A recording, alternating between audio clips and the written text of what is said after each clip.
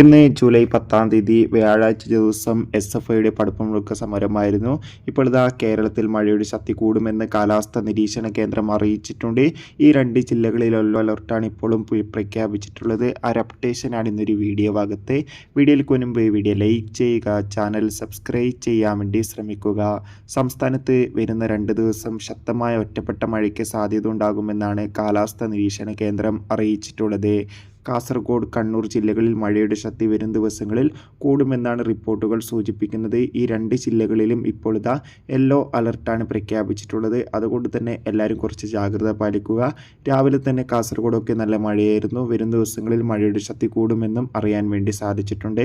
അതോടുകൂടി ദുരിതാശ്വാസ ക്യാമ്പുകൾ നടക്കുന്ന വിദ്യാഭ്യാസ സ്ഥാപനങ്ങൾക്ക് മാത്രമാണ് നിലയിൽ അവധിയൊക്കെ ലഭിച്ചെന്ന് അറിയാൻ വേണ്ടി സാധിച്ചിട്ടുള്ളത്.